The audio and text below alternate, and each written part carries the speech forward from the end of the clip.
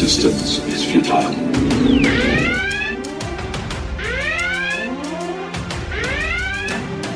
Boldly going where no show has gone before.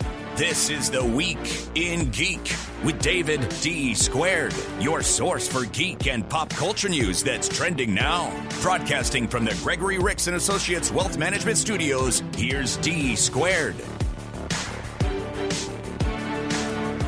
Greetings, people of Earth! This is the Week in Geek, your source for geek and pop culture news that's trending now. I'm your host, D. Squared. All right, let me lay out the show for you, man. This is going to be an awesome Mother's Day spectacular of a show. We got three guests. We're going to kick it all off tonight with Top Nerd News, but our guest, Thorbjorn Harr. If that name doesn't sound familiar, maybe you'll recognize him as Jarl Borg from Vikings, but he was also in Norsemen, and he's got a brand new movie out now called The Tunnel. It's a Norwegian film, and so it's subtitled, which actually, as a parent, I love subtitles because kids are loud, and sometimes you have to read a movie as opposed to listen to a movie. And it's a disaster movie a la, like, you know, Towering Inferno and all those good old 70s, 80s disaster flicks, but without the CGI, and it's actually a character-driven story. It was really cool. So we'll talk to Thorbjorn about that. I'll ask him about lutefisk. Lutefisk. It's this nasty thing Norwegians eat during Yule, which is their Christmas. And then, after Thorbjorn, we'll talk to Andy Weir, New York Times best-selling author Andy Weir. He is, you'll remember him from The Martian, with Matt Damon. He has a new book out now called Project Hail Mary. Get it wherever fine books are sold. Andy and I discuss his new novel, and we keep it spoiler-free, because this time it's a little bit different. It's not just, it's like he built a new world, kind of, sort of. It's still the world we know, but some sort of like algae bloom thing is like eating our sun or sucking in the heat or whatever. And somebody's got to science the crap out of it and save the day. And that's what Andy Weir's new book, Project Hail Mary, is about. And finally, we'll wrap it all up with WWE Champion Drew McIntyre. Look, he is a 6'5" behemoth of a Scotsman, and for some chemically imbalanced reason, I feel the need to taunt these giants of men, and he's Scottish. He wears a kilt, so of course I call it a skirt, and I repeatedly call it a skirt because I don't know what's wrong with me. And he's, you'll have to wait and listen to the interview, which is towards the end of the show. Now, if you miss any portion of tonight's show, you can always download the podcast. You can find it at Spreaker.com, the free iHeartRadio app, iTunes, Podbean, Stitcher, wherever podcasts are freely given away, you can find the Week in Geek podcast. And as always, I want to strongly urge you to check out the Facebook page, facebook.com/The Week in Geek. Check out our website at twigradio.com. Follow us on Twitter at twigradio, and the Instagram's The Week in Geek. And look, smash that subscribe button. I don't know, my 8-year-old has me saying smash that subscribe button because he constantly watches YouTube, which actually you can find our podcast on YouTube. Just type in the Week in Geek radio show on YouTube. Give us a follow, smash that subscribe button. But subscribe to the Week in Geek podcast on the iHeartRadio app. And that way, every time a new podcast pops up, you won't miss it. And actually, we'll start putting just our single interviews up there, just because I know a lot of people don't want to listen to me friggin' ramble on for like 20 or 30 minutes. They just want to hear the guests. And you know what? There's nothing wrong with that. There's nothing wrong with that, because honestly, you're going to want to listen to the Drew McIntyre interview again, just because. But first, let's do this. And now, your top nerd news stories from around the world, brought to you by the Viridian Tea Company. Find them on Etsy. And now, your top nerd news stories. All right, topping us off in our top nerd news stories, we have a new trailer for Stranger Things 4. Why is my voice cracking? I already hit puberty. So, Stranger Things 4. all these little kids, like she's 11, so we've already met like number 8 or whatever her name was. But all these little kids all in their little hospital gowns playing tic-tac-toe and racing cars. And here he comes. Here comes Papa. Good morning, children. Good morning, Papa. How are you today? Good, Papa. Good.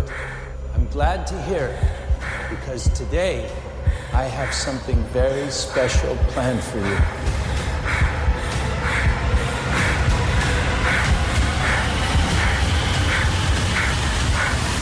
Eleven, are you listening? I don't think she was listening. I don't know what this is, like some weird flashback, like regression therapy or something like that, because as we know, at the end of Stranger Things 3, we now know that Hopper is still alive. He's somewhere in the frozen tundra of Siberia, but 11 also lost her powers. I don't know if maybe she's trying to get her powers back, but like my mind started kind of flowing with ideas. I'm wondering if maybe she gets the band back together and finds the rest of 1 through 10, and maybe they all, jump on a jumbo jet to Siberia and try to spring Hopper. I don't know. I love what Stranger Things has done. They have consistently made great stories and compelling, and I can't help but watch them. So this little tidbit was pretty awesome because, we still don't know when. We don't have a release date, but obviously they're doing some, pre-production work. So they are filming now. So I don't know when we're going to get it, but I do know some movies that we are going to get. And Marvel released, oh my God, Stan Lee's voice. I miss Stan Lee so much. Oh my God, I miss Stan Lee. But they were like, hey, we're all going back to it's kind of like this, Let's all go to the lobby. All right, that's enough of that. All right, so here's Stan Lee.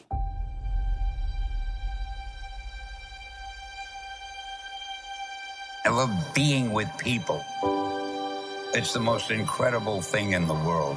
What are you doing? Oh, this is nice. That world may change and evolve. But the one thing that will never change, we're all part of one big family. We are Groot.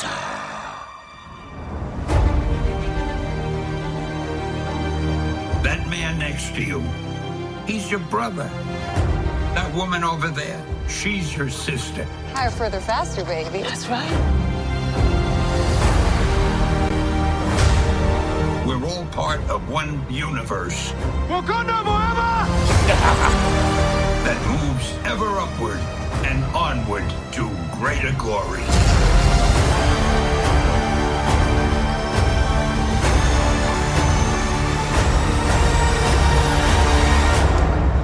Here's On your left. This is the footage of the original, the day it debuted, Infinity War. Oh my God, I'm getting goosebumps again. Avengers! Yes! Come here, Mjolnir. Oh, God, to get back in the theater with all of us nerds back in the theaters to watch these great things. And the movies are coming. They're coming soon. Here comes Black Widow, which is going to be coming out July 9th this year. So in a month and a half. I've lived a lot of lives. Taskmaster looks so badass. But I'm done running from my past. We have unfinished business. Who's we?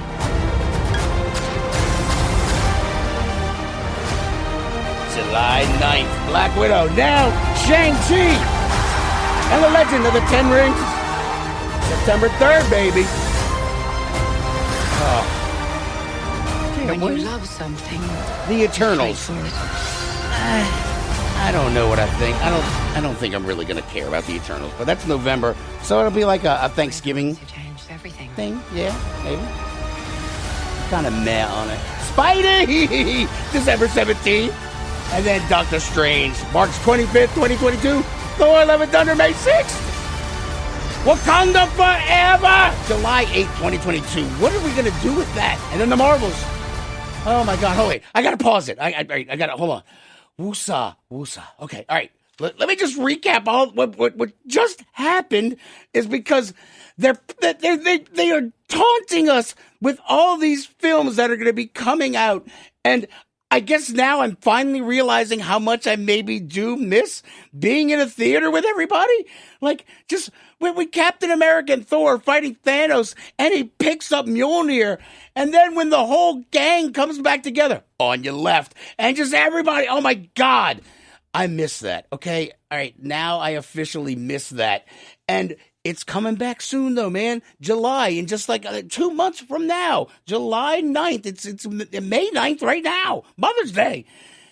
So in 2 months, we get Black Widow. And then, September, we get Shang-Chi. And the Eternals, I'm kind of meh about, whatever. But then you got Spidey No Way Home in December of next year. Or no, this year. December 17th, 2021. I'm so excited. Hold on.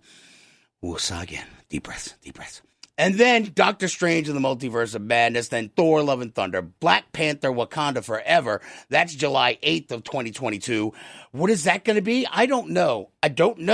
But honestly, I'm not sure if I care. I want to see it. Do I miss Chadwick Boseman as most people do? But man, can you imagine? I just can't wait to get back in the theaters for this. And then the Marvels, Ant-Man and Wasp, Quantumania, and then you got the Volume 3 of Guardians of the Galaxy, May 5th of 2023, and then the pièce de résistance. They drop a Fantastic Four logo on our butts. Oh my! When I first saw that, I thought it was the Avengers logo, like the side of the Stark building. But then I'm like, oh my God, that is a 4. So we are getting Fantastic Four. And now that Marvel has it, and it won't be some sort of, Fant 4-stick turd burglar of a movie, it wasn't what we needed. It's what we got, but it wasn't what we needed. All right, we have got to go to a break. Let's see. What do y'all want to listen to? You can't go wrong with Carmen Sandiego. All right, coming up next, we got Thorbjorn Harr. His new movie, The Tunnel, is out now. You'll remember him from Vikings and Norsemen, and he's Norwegian. I mean, who knew? Is that kind of like, what do they call it when you're typecast? That's the word, typecast. I don't know. Carmen Sandiego. I think he's in Norway. Let's go there next. Meet Thorbjorn Harr on The Week in Geek on News Talk 99.5 WRNO.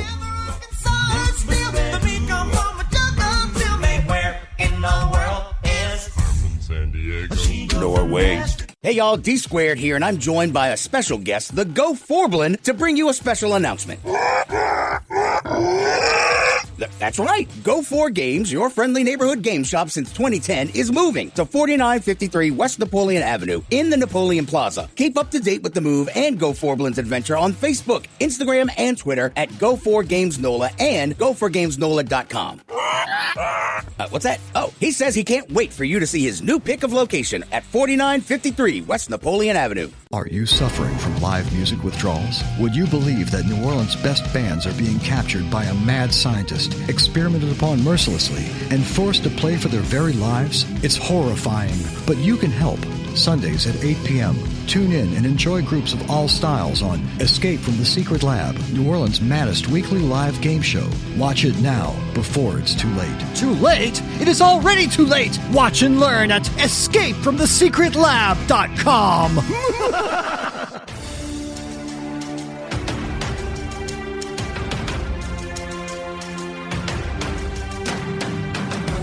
This is the Week in Geek, your source for geek and pop culture news that's trending now. Like them on Facebook and follow them on Twitter at Twig Radio.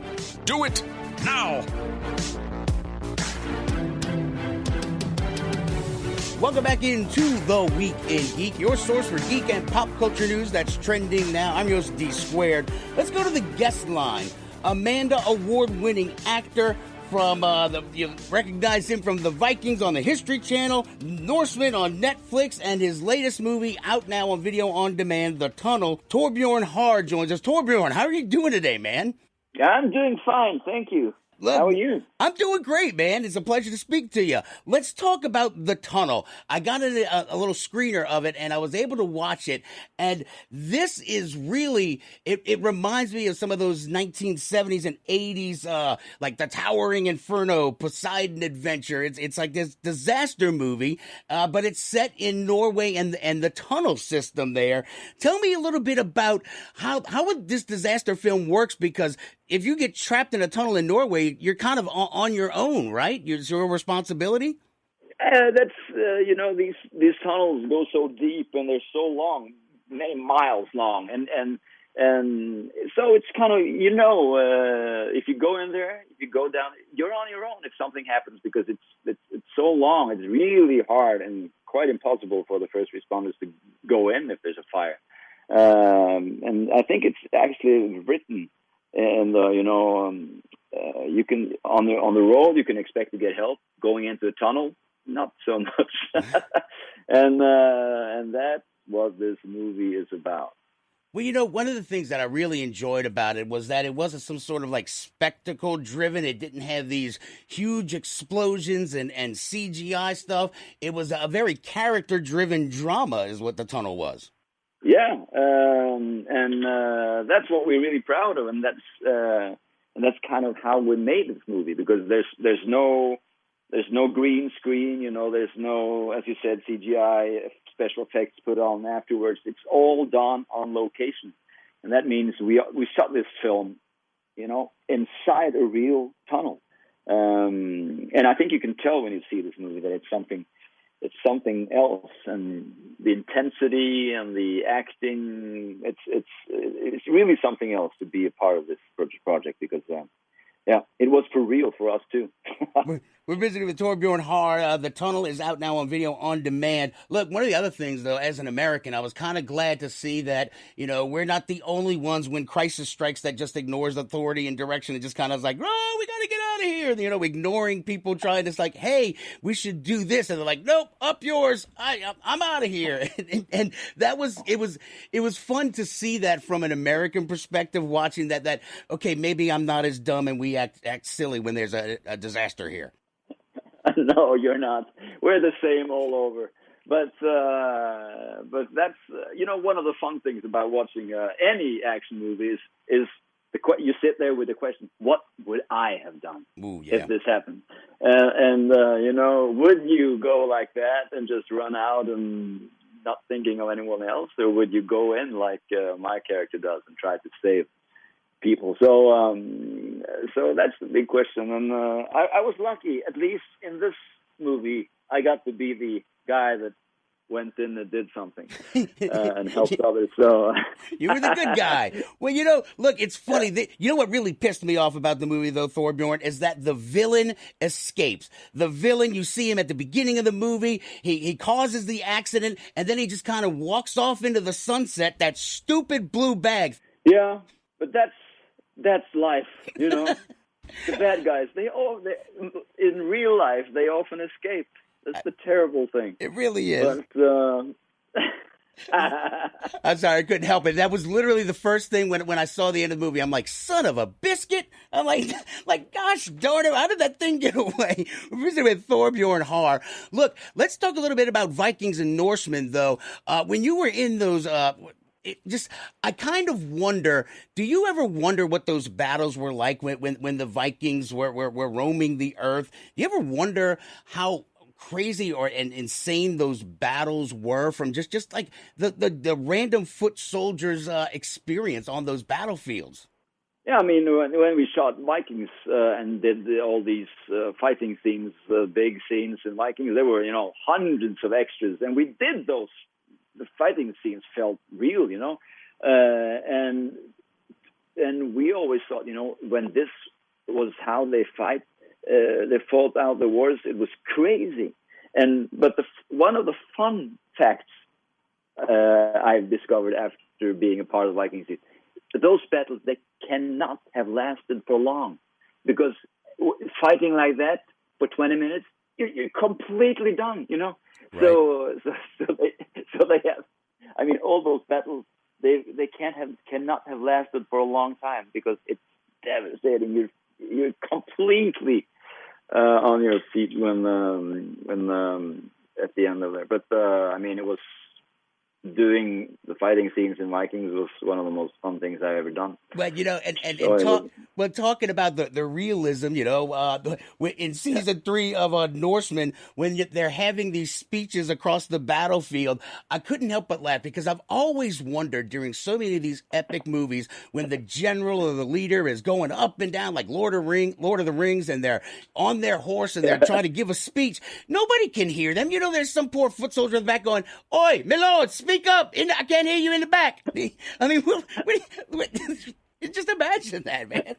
Yeah, we laughed so hard when we read that episode because we all have been asking that question: how can they hear the general speaking like that? In every movie from that area, you see that scene. So finally, we got to make fun of that, and that's the Norsemen. Being a part of that was so much fun, and I really hope that people in America will watch that. Oh, look, man, dude, it's on Netflix. I've already seen it. It is phenomenal. I mean, I think it stinks that we don't have any more seasons coming, unless you know something I don't. No, unfortunately, Netflix said, okay, this is it. But I know there are plans of trying to do kind of another, what do you call? Like a prequel? Some other kind of, but next season is not coming for a while, at least, unfortunately. We're visiting with Thorbjorn Harr. One last question. The Tunnel is out now on video on demand. The Tunnel is set during Yule or Christmas. I was looking at Yule traditions and lutefisk. Do you eat lutefisk? Because just what I'm hearing, it sounds pretty nasty. Dried cod soaked in a solution of lye to rehydrate it. Is that really a thing?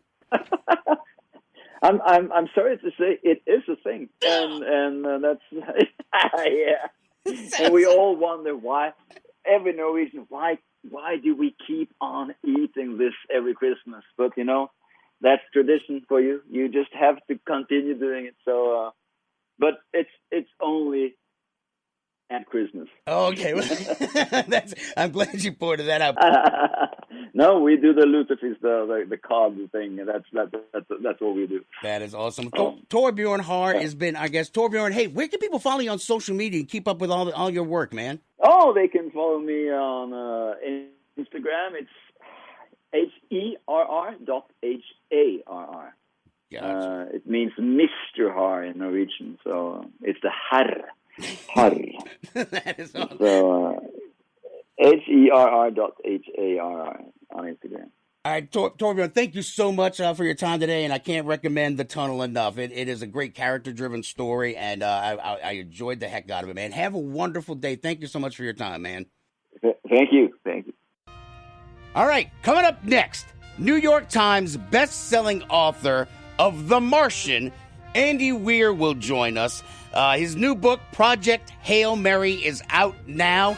Get it wherever fine books are sold. I strongly suggest you go to your local small bookshop and buy it there. But Andy and I will talk on the other side, and let's just say I kept it spoiler-free, all right? I had to keep it spoiler-free because unlike The Martian, they're still going to science the bleep out of it, but there's a whole different world. There's other elements that he's got in there, and they are surprises, and I don't want to ruin it. But Andy and I chop it up, and you're going to feel like you're listening to just a conversation of he and I in a pub. So enjoy. This is The Week in Geek on News Talk 99.5 WRNO.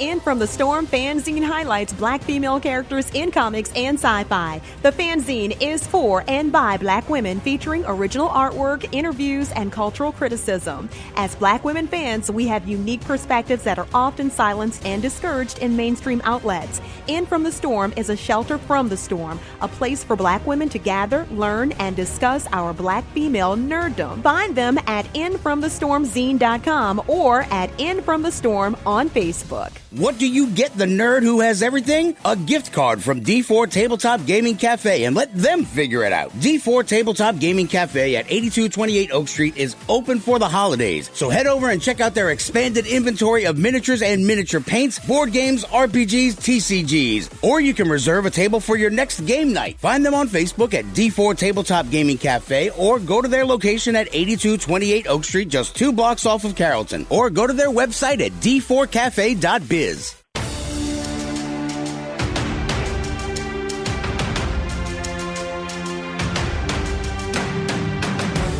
Now back to The Week in Geek with D Squared. Tell your friends. Tell your enemies.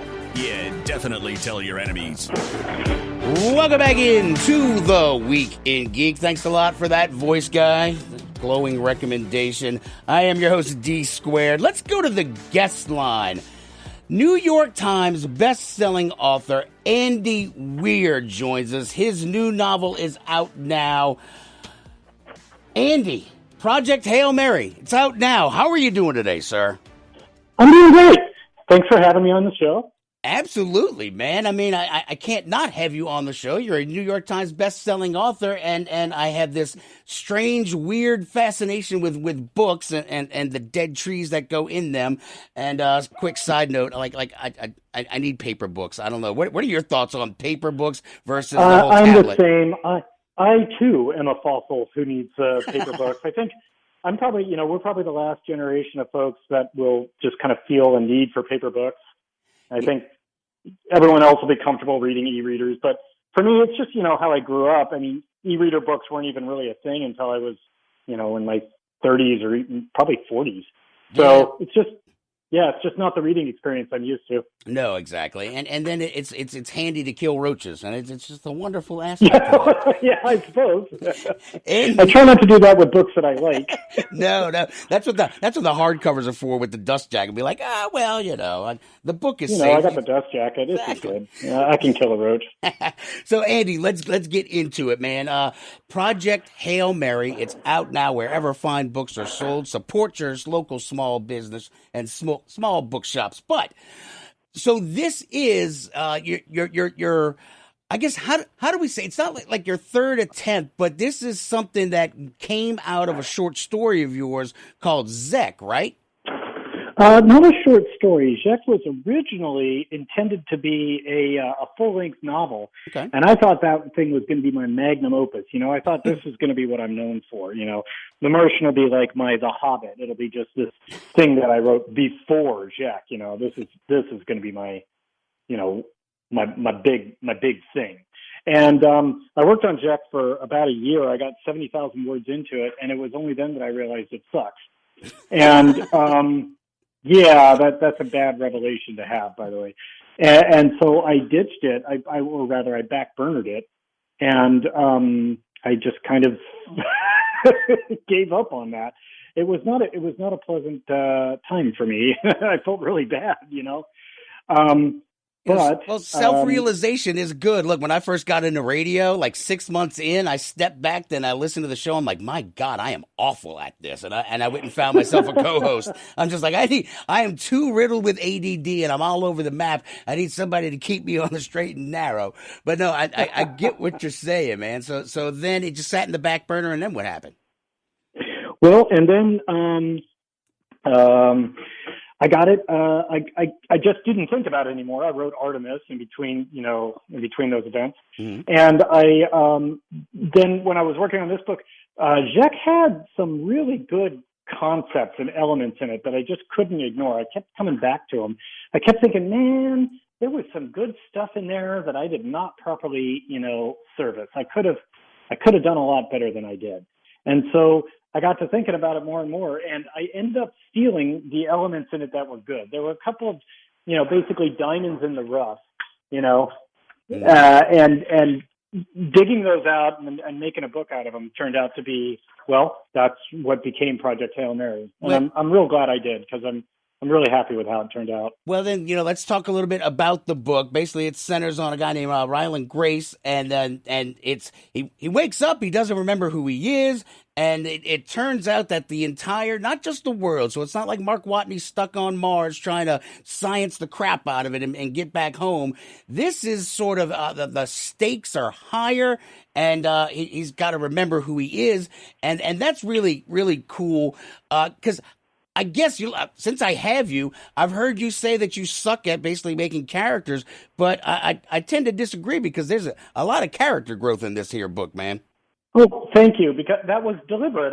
I'm always trying to get better at my character stuff. So, I put a lot of effort into Ryland. It's the first time I made a character that wasn't just a reflection of my own personality. Like, Ryland is a character that I, made up from scratch rather than just being me, reflected into the protagonist. Right.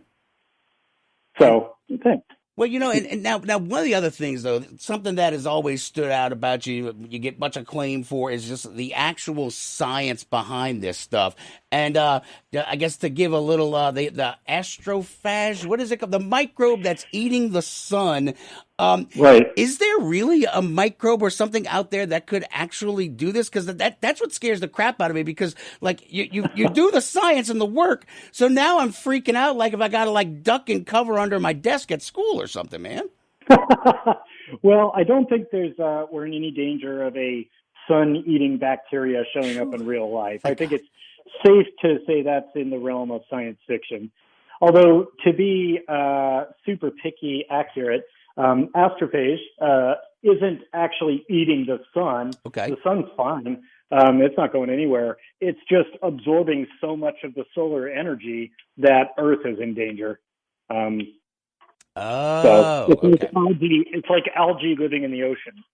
And so, and what's happening is like an algae bloom. And so he's basically got to, keep the world from turning into a giant, snowball in essence. And so pretty much, that's his job. Now the thing about like the amnesia, and he's kind of, you build his character through all that, but then, there's some other things that I don't want to discuss, but, maybe, he wakes up with two corpses, but maybe he's not really alone. And I mean, all that stuff comes together.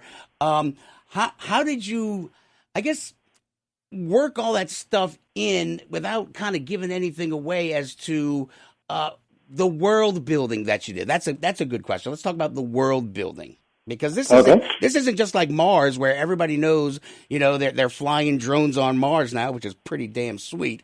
It is really sweet. Yeah, I know, right? And so now, cool. Right? Actually, quick side note. I had a bunch of the NASA scientists on about about a year ago now. It was a whole NASA spectacular, and I got the phone number of this girl who actually is one of the drone pilots, and I need to I got to reach out to her and get her on the show, because it is just so dope. But the world that you build, because it's not Mars now. This is a different sort of world that you built. Mm-hmm. I mean, well, I had to build a lot of world building. Like there's the spaceship that Ryland is on, and then there's like all the stuff going on at Tau Ceti, and then there's another star system involved, another planet that matters a lot, and so there's just there's all sorts of stuff I had to make up, but it wasn't like the traditional world building, which is where you're coming up with societies, civilizations, history, stuff like that. This was like, biology and physics. Okay. So this was like, okay, astrophage is an extraterrestrial life form. That's not much of a spoiler. I mean, that's pretty clear fairly early in the book. Yeah. And it's basically, it reproduces by spreading from star to star. It collects a lot of energy at the star, it reproduces there, and then it spores out to other stars and so on. It's just mold, but it's mold that's now infected our star, and if we don't find a way to stop it, the luminosity of our sun is going to go down enough that it's going to basically render Earth unlivable, which is, bad. Right? And right. But, and I think that was kind of cool where, like you wrote this book like not a long time ago, but before the whole pandemic. So I know some people have been saying, was his aloneness at first sort of, built upon the whole pandemic. But this is something that you'd already had in the works before the whole stupid coronavirus, shut us all down. Yeah. Yeah. I had already finished the entire first draft before coronavirus started happening. And even by the time the final draft was done, coronavirus was still just barely beginning. So no, there's no deliberate parallels between right? Between this and coronavirus. I mean, no, I get you. We're visiting with Andy Weir, New York Times best-selling author. Now, this is what I've got to ask you this. So, like when The Martian hit the big screen, you got Matt Damon, but now we're hearing that maybe that you've got a movie deal perhaps already with MGM, and Ryan Gosling might be the lead. That's correct. Yep. Oh, it is true. Oh, that's so dope, man. Oh, yeah, that's true. And yeah, Ryan Gosling's attached to play the lead. MGM bought the film rights, and what else? You got Lord and Miller, right? We got Lord and Miller to direct. Yeah, Lord and Miller is set to direct, so that's pretty awesome. And we have Drew Goddard working on the screenplay. He wrote the adaptation of The Martian, so we like him. Yeah, right. So what? Did you have any input on who the stars would be? Are you doing it because you want to meet Ryan Gosling? Is that what the end game is here? Well, I actually do this time have some authority on the film. Now, on The Martian, my only job was to cash the check. I didn't have any authority. That's an important job, Andy. I feel like I did that job well too. But on this one, I'm actually a producer, mainly so that I can get some revenue sharing. And but it does mean I have some say in things. So, I mean, yeah, I was in those meetings where we decided, Ryan Gosling was very interested. So that wasn't much of a meeting. We're like, hey, Ryan Gosling wants to play the lead. We all on board with this? Yeah, hell yeah. Okay, good. That is great. So now you're a Trek fan, and I saw that you had done a tabletop game with Will Wheaton, Tiny Epic Galaxies, and Will had also kind of done the audio book. I mean, did you kind of sort of fanboy out when you met Will? Because I've been stalking him. I've been stalking him, and I can't get him to answer any sort of social media. I guess maybe I'm officially a creeper now, but I mean, how cool was that? It was pretty cool. I mean, I gotta love Will. I mean, he's a really cool guy. He's fun to hang out with, and he's like a real nerd. That's it is. So now you're a real nerd though too, man. I was funny. I found this just so humorous. Where did it go? Whereas you're a devoted hobbyist, and you on such subjects as relativistic physics and orbital mechanics. I'm like, that is hardcore, man. That is hardcore, Andy. It is. I am hardcore, sir. I mean, I'm a nerd. This is the sort of stuff that I'm interested in. So was it like Trek that kind of got you into all this stuff, or was there other factors or authors that it played into who you became, or was it a lot of that? Just because growing up with my dad is a nerd, and so I was kind of doomed to be one. I'm right there with you. My dad was too. Both my parents were math teachers, and my dad played D&D. Yeah, so I was already. It was preordained, bud. Preordained. Yeah, my dad was a nerd, so it was kind of a given. I also grew up reading my dad's science fiction book collection, so I grew up reading baby boomer sci-fi. So I grew up reading Heinlein, Asimov, and Clarke. That's my holy trinity. That's a good holy trinity. There were so many books and like these little pulp things. They were so tiny, and they were just filled juveniles. And they were filled with random stuff. And our grandmother, my dad's mom, was very religious, and she would toss these things out. And I remember how a few of them survived, but I was always tickled by this one story, and I don't know who wrote it, but in essence, there was this computer that was trying to take over the world. And, obviously computers have gotten such smaller over the years. But back then, it took up the basement of MIT. So they imagined when computers would get smarter, they would get bigger. And this computer kept digging itself deeper into the crust of the earth because it had to expand to get more memory banks. And that's just a story that's always stuck with you, where it's like it was a supercomputer the size of a continent because they, everybody thought they were going to be big, giant computers, not little microchips that fit in the palm of our hand. Yeah. Oh, man. Pretty cool. Andy Weir is our guest. Andy, what are you working on next, man? I mean, it's going to be, it's tough to kind of, keep coming up with new ideas, man. But what you working on next? Well, I'm not really talking about my next thing yet because as I learned with Jacques, I mean, sometimes I'll work on a book for quite a while until I realize that it sucks, and then I have to shelve it, right? Right. And so I kind of learned not to talk about my upcoming projects because I might not finish, and then I need to sheepishly explain to everybody what happened, right? Like that's why I still get questions all the time. Hey, whatever happened to Jacques? And I'm like, shut up, that's what happened to Jacques. So. Well, don't be like George R.R. Martin, and be like still trying to finish the book when the TV series has already ended. Well, I mean, at least that's the book he wants to write. He's working on it at his own pace, right? But he's still doing what he wants. But and I think it's safe to call Game of Thrones. I think it's safe to call the Song of Ice and Fire a success. Yeah. So I mean, he's doing his thing. But for me, these were books that I'm like, like Jacques, I was like, this book is going to suck. Like, no one will like this book. Look, as long as you can be cognizant of that, because you want to put out your best effort. And so I got to say that, Project Hail Mary is pretty sweet, and I think there's going to be a lot of surprises in there for people. And you can get it wherever fine books are sold. But, Andy, where can people follow you on social media, get more information about you, and potentially your upcoming projects when you feel better about putting them out there? Yeah. Well, you can find me on Facebook. I'm just Andy Weir under the blue check. On Twitter, I'm at Andy Weir Author, and my website is andyweirauthor.com. So fairly predictable. There you go. Andy, look, thank you so much for your time today. It was a great book, and I'm excited to see the reception from nerds. And hey, look, do you do any conventions now? I mean, like I've got both my COVID shots now, and we got some more conventions coming up. Do you plan on hitting the con circuit? Probably not this year, because I mean I don't know what cons are even going to happen. But I mean, I usually do conventions, like in a normal year, I do. Yeah, I think we can all agree that it has not been a normal year, and so, well, we'll just do it. Maybe next year. Yeah, so maybe 22. Yeah, right. Andy, look, thank you so much again. I really do appreciate your time today, and I look forward to seeing what you're working on next, and maybe seeing Project Hail Mary on the big screen. I hope so.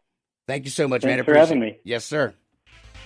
All right, coming up next, WWE Champion Drew McIntyre will join us. Two-time WWE Champ Drew McIntyre, two-time Tag Team Champ, and the Intercontinental Champ, Drew McIntyre. He's got a brand new book out, Drew McIntyre, My Story, A Chosen Destiny.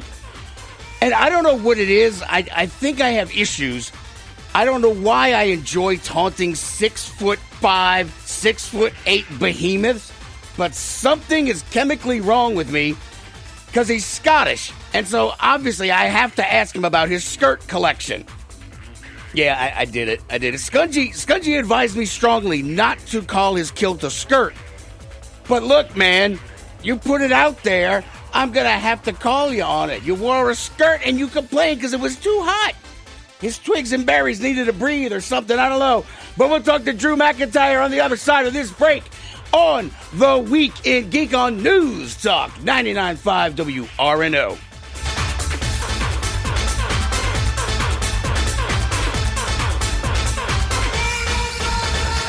Box tea again? Why don't you try the tea blends from the Viridian Tea Company? They sell blends that are guaranteed to make you think outside the box. With blends like Quantum Mechanics, Caligula's Herbal Nerve Tonic, and Manta Ray Dreaming, your tea experience will be out of this world. Look for the blends at Tubby & Coos Mid-City Bookshop at 432 North Anthony Street or online at Etsy at the Viridian Tea Company. So put down the box and order some tea from the Viridian Tea Company today.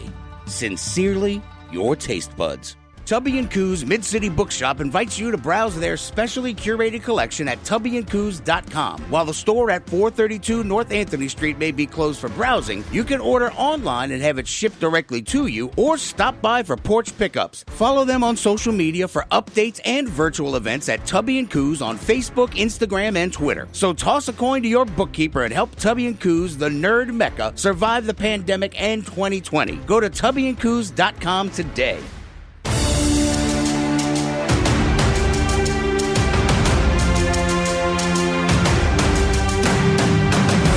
Hey, this is Booker T, WWE Hall of Famer, and you're listening to The Weekend Geek on WRNO. Now, can you dig that, sucker?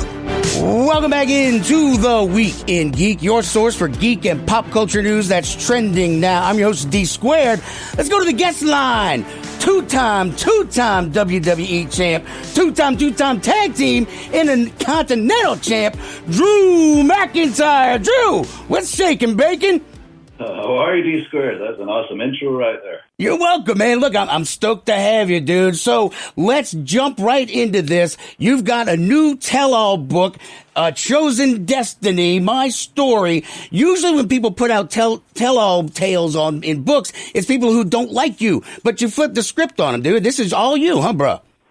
Yeah, I mean, a lot of books like go into the dirt on a lot of other people trying to sell copies. You know, this is more, talking about me and my journey. If there's anything negative in there, it's about myself and the lessons I learned. And that's what it's all about. That's why I put the book out in the first place. It wasn't my idea to put the book out on Drew McIntyre's career. I'm still 35. I've wrestled 20 years, many years left. But it was brought to my attention about how open I am in general, especially in media interviews about my story and the times I've been knocked down and how much I've had to overcome professionally and personally, as well as talking about it on our flagship show, Monday Night Raw. Would you be willing to put it in book form and really think you could help some people out there? And I said 100%. If we can help people out there through my story, I just don't want to hold back. I want to be honest.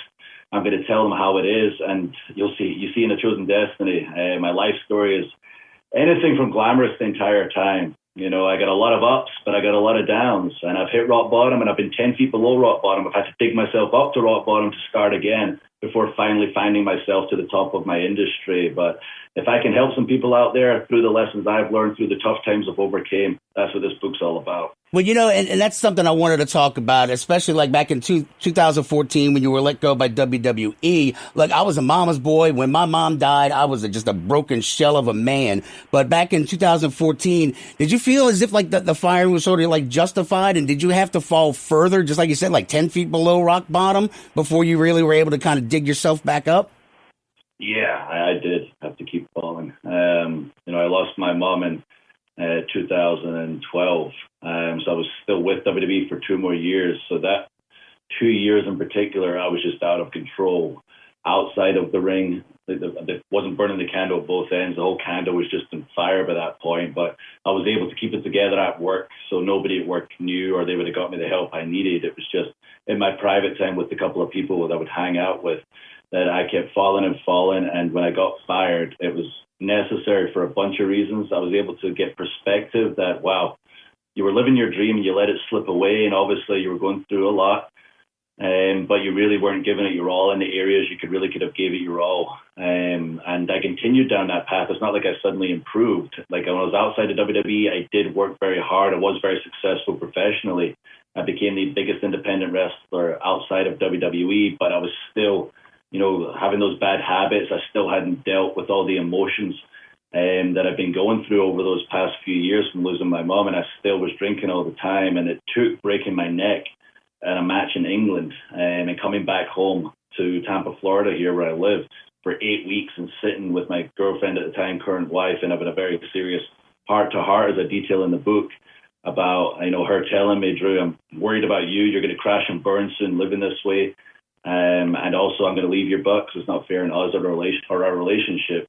You're really going to make some changes. And it wasn't just because she told me I had to. Like, if you're not willing to do it for yourself, nothing's ever going to work out. But hearing her talk that way, hearing my family kind of talk to me about them being worried by the way I was acting, even as successful as I was professionally, I had to sit down, I looked myself in the mirror, and I said, like, you told yourself the day you were fired, you were going to get back to WWE, you were going to achieve all your dreams, become WWE champion. You're holding yourself back right now. It's time to cut out the crap. And I did. I cut out the drinking, the partying. I got back on the scene. My head cleared. I felt like I had a brain cloud for the longest time that was just going to be there permanently for the rest of my life. It disappeared. My body improved dramatically. I was laser focused. I thought I was laser focused before. And within 2 months, I was back in WWE. And as I detail in the book, without, my mom's influence as a younger kid, I would have achieved my dreams. She was such a strong woman. But then when I fell, it took another strong woman to lift me back up and my wife to put me in the path I've been on to become WWE Champion 2 times and 3 times in 2 weeks after WrestleMania Backlash. Oh, yeah. I like where your head's at. Drew McIntyre is our guest. His book, A Chosen Destiny, My Story, is out now wherever fine books are sold. One of the other things I want to talk to you, like last week, Drew, I got to talk to Jerry the King Lawler. WWE's got that new show, Hidden Treasures, out right now. And, in chapter 8 of your book, it's entitled, You Gotta Be Tough to Wear a Skirt. And in your debut match, when you were Galloway coming out, you had this electric blue skirt. Do you know where your electric blue skirt is now, man? Yeah, it's in the closet just outside of this room to the left. That's my kilt closet. This is the office I'm in right now, and in the hallway, there's a closet full of kilts. That is awesome. Well, like so many people are always looking for this memorabilia. And I think, honestly, where your career trajectory is going right now, and then with this book out, I'm pretty sure the black market is probably kind of looking for all the Drew McIntyre memorabilia they can get. So keep your kilts under lock and key, man. Oh, yeah. I got a whole bunch of gear from over the years that I kept. And my wife used to give me so much crap because it was my junk closet. She called it. I went through it recently, and it was unbelievable the amount of stuff I found in there from over the years. And it's a little more organized now, but I'm glad for my junk closet because I've kept everything. And speaking of Jerry Lawler, he had a joke book back in the day, when he was he's still wrestling to this day, running shows to this day. Right. But back in the 70s, he sold a little joke book at the merchandise table that he illustrated. He's obviously a great artist and had a lot of jokes in there. He gave me one of those not too long ago. I did his podcast. We got talking, even though we've known each other for a long time, but we got talking, and he kind of realized that, wow, like Drew's a big fan of the wrestling business from a historical perspective and a big fan of Jerry Lawler, and he gave me that as a little keepsake because he knew I would look after it. So that's also in my closet of mysteries, one of those Jerry Lawler items right there. So if they're looking for that joke book, they ain't going to find it. It's mine. There you go. I love it. Drew McIntyre, his new book, A Chosen Destiny, My Story's out now. Sunday, May 16th, you got Strowman, Lashley, and you in a triple threat. And this, you're going back for all the marbles, man. How do you feel? You feel ready for this bout? I'm ready for it. I've got Lashley one-on-one again this week, so I got to worry about that. He's an absolute beast. He's on fire. Right now, he has been for the past few months. He's someone like myself who's been around for a long, long time. Both of us, basically 20-year journeys to finally achieve our goals of becoming WWE champion. So he's not going to let it slip easy. Once we finish with each other, we got to both step in the ring with Braun Strowman, who's not as experienced as us, but he is legitimately 6'8", almost 400 pounds, former strongman. Yeah, he was here at the radio station a couple years ago. 6'5", 265. Braun was here at a radio station a couple of years ago. He is a beast of a man, but you're no slouch either, Drew. Drew, I wish you the best of luck, continued success. People get out there and buy that book, A Chosen Destiny, My Story. Get it wherever fine books are sold. Drew, thank you so much, and go out there and kick some wholesale ass, brother. Oh, I shall. Thank you, brother, for having me. Yes, sir. All right, so that was Drew McIntyre. Look, he didn't kill me. He didn't go for the bait either, so that was pretty awesome. Like, I love how he just gently corrected me. Yes, my kilt closet is just to the right. It's not a skirt, you silly git. I don't know what Scottish people say when they're mad. Head, pants, new. Your head it's like Sputnik. It's round and pointy in parts. Oh, Lord. All right, that was awesome. Go check out his book. Check out our local bookshops. If they don't have it, ask them to order it for you. All right, you know what? We got to get out of here. Happy Mother's Day to everybody. You know, if you haven't called your mom yet, what the hell is wrong with you? Call your mom. Wish her a happy Mother's Day, all right? Do it. Do it now. Now, let's get out of here. All right, let's thank all of our guests. Thorbjorn Harr, his new movie, The Tunnel, is out now. It really was a cool movie. You know, I have watched a lot of turds that I have interviewed guests for and been like, great movie, dude. And I'm lying through my teeth. This one, I am not lying. You know, it's the disaster cliche, but it's still cool. It's not just like Sylvester Stallone's turd of a daylight movie. Check it out. Of course, Andy Weir, his new novel, Project Hail Mary, is out now. Get it wherever fine books are sold. Of course, Drew McIntyre. Next week, I have Minnie Driver.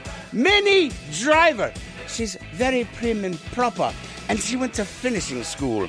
So I got to ask her what the hell the rain in Spain falls mainly a plane? I don't know. We'll talk to Minnie Driver next week. Happy Mother's Day. Till next time, keep your nerd flag raised high.